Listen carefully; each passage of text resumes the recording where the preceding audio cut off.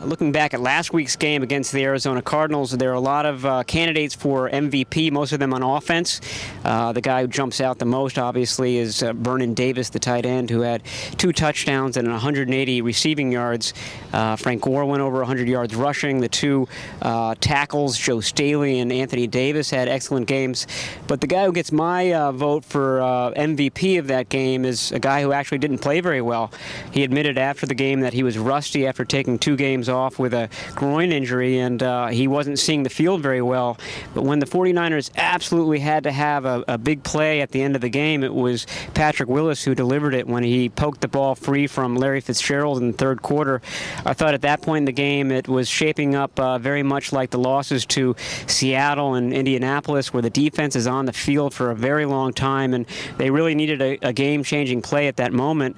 And to a man, the 49ers defensive players at least said afterwards that forced fumble really changed the momentum of the game. And of course, right after that, the 49ers went on a 18-play offensive drive, scored a touchdown, made it a 2-possession game, and they ended up winning pretty handily.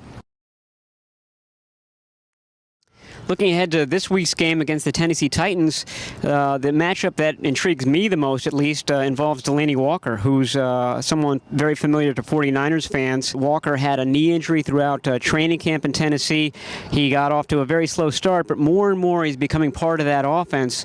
And Tennessee's using him a lot like the 49ers did, which is in a lot of different places. Sometimes he's in the backfield. Sometimes he's lined up as a traditional tight end. Sometimes he's a wide receiver. So it'll be a case where there are a lot of different guys trying to match up with Walker throughout the game. One of them will be Patrick Willis, who, played well last week, but he's still coming back from a groin injury. Dante Whitner, one of the safeties, will match up with him, and then the other safety, Eric Reed, the rookie, will also be asked to match up with Delanie Walker. One of the things that 49ers fans remember about Walker is he had a lot of drops last year.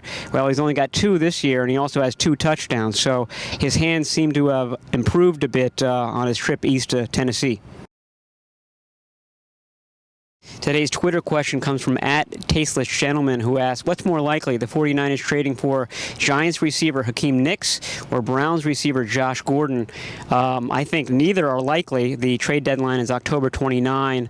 Both of them have red flags. The red flag for Nicks is that he's only signed through this season, which means that if the 49ers were to trade for him, he'd only be on the team for 8 games or so. And I'm not sure General Manager Trent Baalke wants to give up a second or a 3rd-round pick for a guy he's essentially renting for half the season. With Gordon, the issue is red flags about his character.